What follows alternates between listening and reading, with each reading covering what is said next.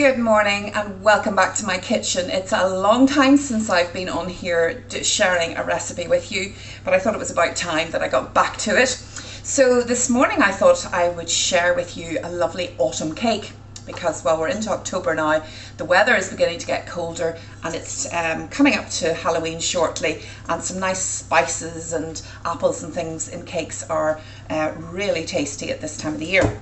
So I thought I would do an apple and a spiced cake with you this morning.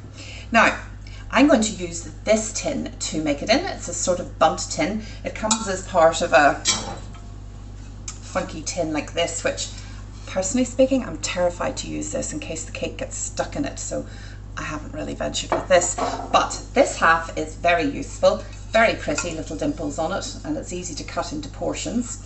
And I have, it is non-stick, but I have also greased it and floured it, so I'm going to use that. But if you don't have a tin like that, and many of us don't, just an ordinary spring-loaded tin would work, or if you have one like that, which is sort of like a bunt tin too, you can use it. And then, but again, it needs to be quite well oiled, floured, and then if you put a wee bit of greaseproof paper around the bottom and around the centerpiece there, that stops any problems with cake sticking to the bottom of it.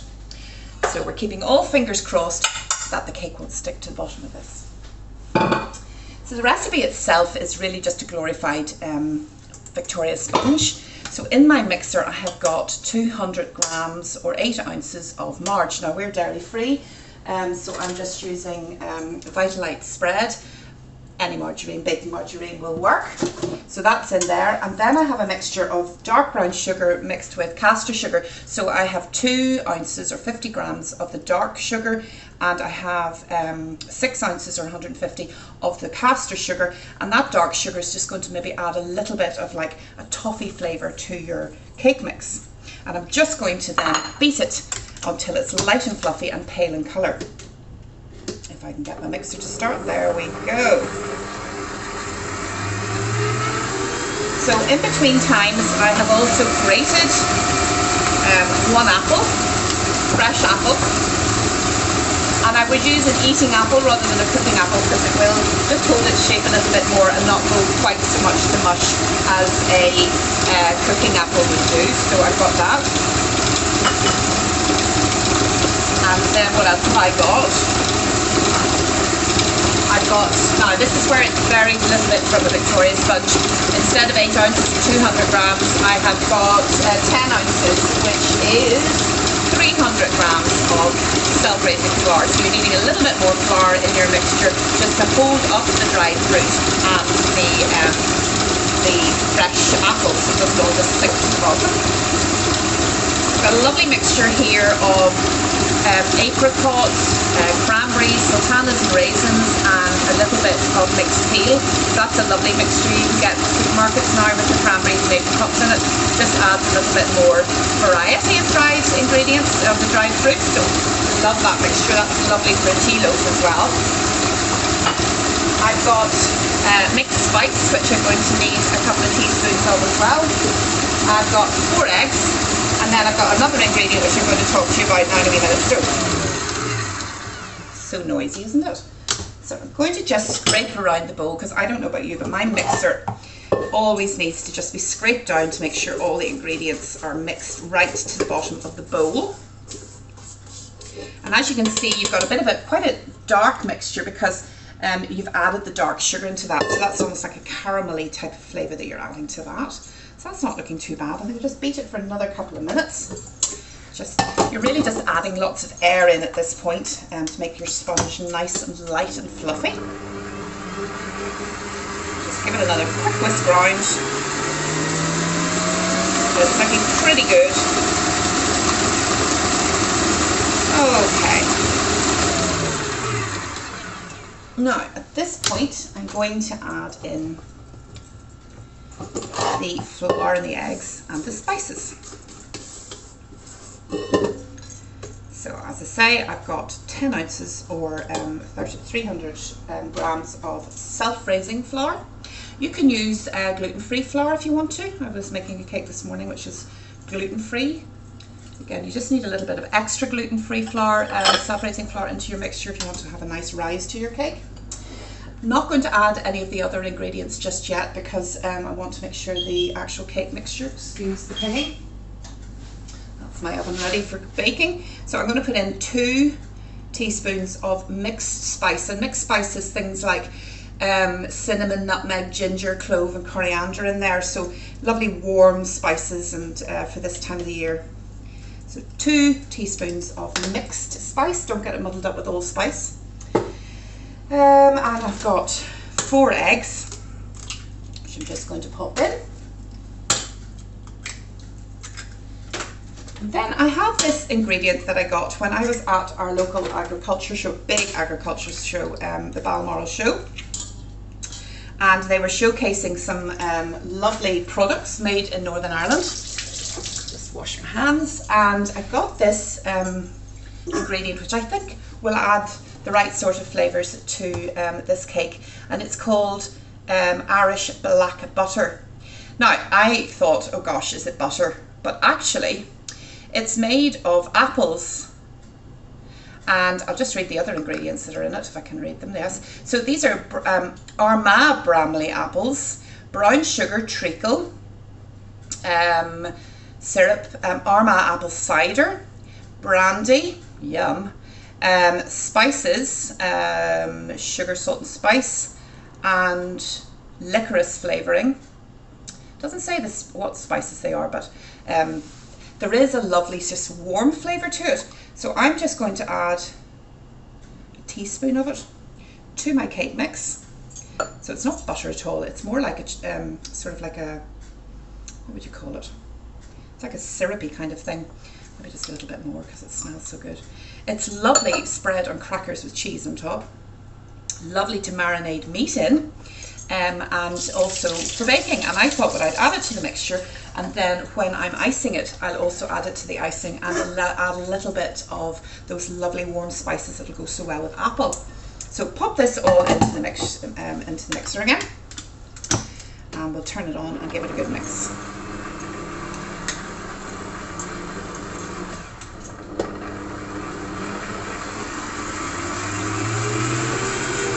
Slowly, so that the flour doesn't go flying around the kitchen, which so often it does. I'm just going to show you now what colour this is looking. As you can see,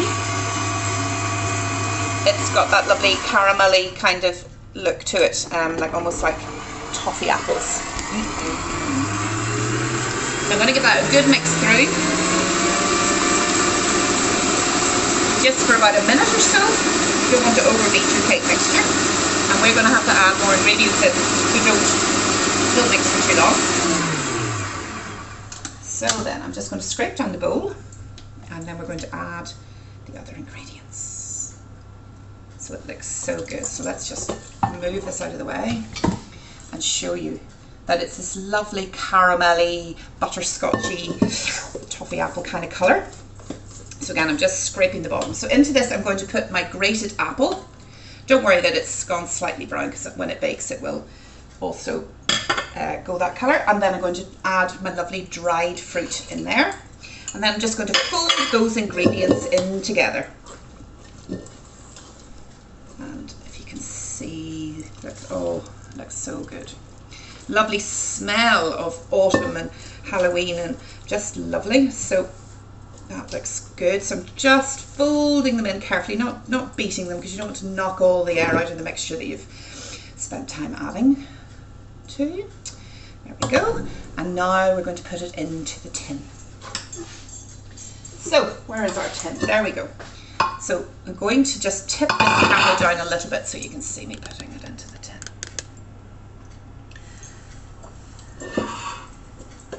I'm just going to put little dollops around each section. Now this is going to take a good 35 to 40 minutes to bake, because your mixture, where I would normally split this mixture over 2 tins, it's all in one obviously, so it's going to take a wee while longer to cook. Oops, don't do what I did and put it down the middle. And you don't want to overfill it either, because we don't want it to overflow. So I think we're nearly there, just a wee bit more. probably enough. There we are, it's just a wee spoonful left. Do you know this mixture would also be fabulous for little cupcakes too, so you know, it can be quite flexible. So I'm going to put this, I'm just putting it back up again, I'm going to put this into the oven for about 35, and check it after 35 minutes at a temperature of 160 degrees centigrade. That would be 180 if you don't have a fan oven. And I'll come back to you and show you what it looks like. I'll keep our fingers crossed it's going to turn out of the tin easily. So see you shortly. So as you can see, the cake is now out of the oven. It took about 35 to 40 minutes and I just checked it with a skewer. Just, you know, putting the skewer into the cake and making sure that it came out clean, so it has. I'm going to leave it on the cooling rack here for about 10 minutes or so just to cool down. If I try to turn that out too soon, it'll probably break on me. So we'll just let it cool for a little while and then turn it out. Fingers crossed. Oh my goodness, it came out, and how good does that look? Now obviously it needs to be iced, but that's the cake out of the tin. Came out perfectly, and I'm just going to let it cool right down before I ice it. But the smell is gorgeous, and I think once that's iced, that's going to look amazing. So back to you later whenever it's nice and cold and ready to ice. Well, my lovelies, here we are sometime later, and the cake is now cold and still smelling just gorgeous. So I had a wee rethink about the icing, because although the flavour of this is absolutely gorgeous, I don't really want my icing to be sort of a black colour. Not sure that would be so lovely. So I've put that aside. There'll be enough of the flavour actually in the cake. And what I've made is just a glacé icing, which is just icing sugar with a little bit of water until you get a good sort of dropping consistency. And give it a good mix, and then you can see how it drops. So in order to ice it, I have put the cake, it's still on its cooling tray. I put it on some greaseproof paper because I want to drizzle, but I hate the tidying up afterwards of all the icing all over my work surface. So let me just get a spoon and get rid of this big whisk out of here. Now, and what I'm going to do is then just drizzle across the cake. So I'm just going to tip you down so you can really see what I'm doing.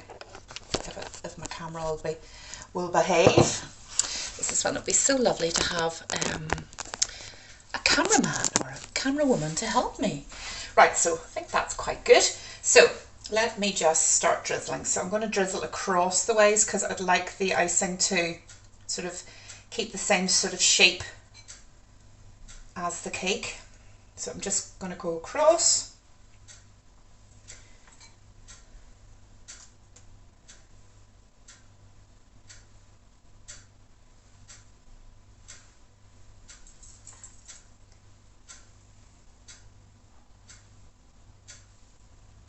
There we go, just keep drizzling. You can see how that's coming across nicely now. Just you keep moving it so you get nice stripes along it.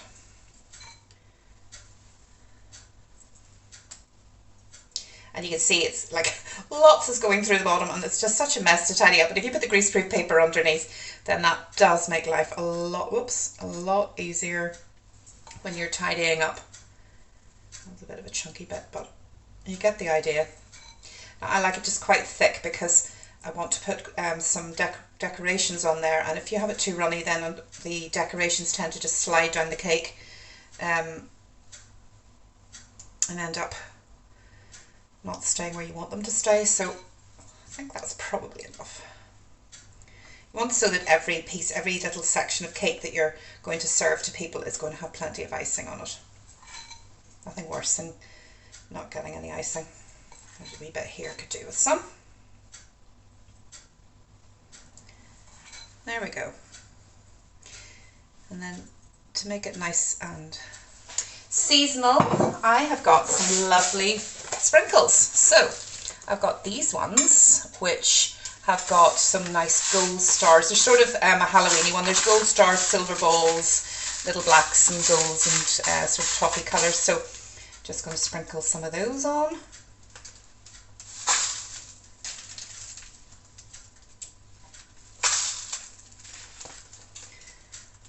Again, having the greaseproof paper there saves a lot of catching them all as they sprinkle across the floor and across the work surface, as I can hear some falling. So that looks rather lovely. And then I've got these, wait till you see these ones. And I mean, these are just from Tesco's, so have a look in your Tesco's.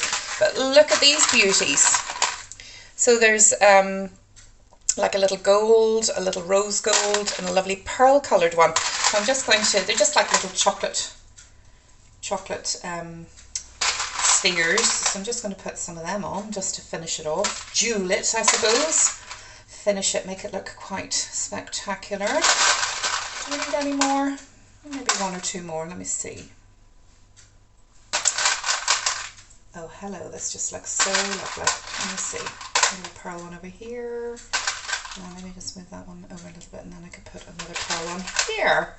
And I think, do you know what? I think if I do any more, that's just overdoing it. It's just overdoing it. So what I'm going to do now is I'm going to transfer it to my serving plate that I want to do. So let's do this carefully because we don't want to break it. So if I lift it up too quickly, then I'm really just going to slide it across. Oh, yes, this looks so good. Let me just remove my greaseproof paper that was saving the day. Well, here it is, the apple and spice and dried fruit ring. Lovely decoration. I love the sprinkles and the spheres on top. It just really adds a bit of seasonality to it. And I'm just cut a slice here, and I'm going to see what it tastes like, guys. Let's cut a little bit more from that, shall we? And you can see that the sponge is a lovely golden sort of spiced colour. Lovely and moist. Lovely and moist, actually. And let me have a taste and see what we think. You can really taste the spices, says she talking with her mouth full. I think the fresh apple really keeps the sponge lovely and moist, and then you get the little nuggets of dried fruit as well. So this is just a really lovely recipe that you can do as a ring for a fancy occasion, or you can just do as a sandwich cake with butter icing in the middle would be lovely, or as cupcakes as well. It would all be really really tasty, and it's a flexible recipe or versatile recipe, and worth a go. Well, I hope you enjoy that recipe of the apple spiced cake. I love the ring, and I think it's a very versatile recipe, as I said to you, so I'd love to see your efforts. So do send me some photographs of what, if you bake the recipe yourselves. I'll put all the details down below of the recipe. And maybe with Halloween coming up, you can maybe make it look like a pumpkin or add some spooky elements. I don't know. You get creative and do your thing, and I'd love to see some of your photographs. Do you like Heather? She's lovely in the background there, isn't she? Anyway, less of that. Yeah, great to be back. Great to share another recipe with you, and hopefully I'll be back with you very soon.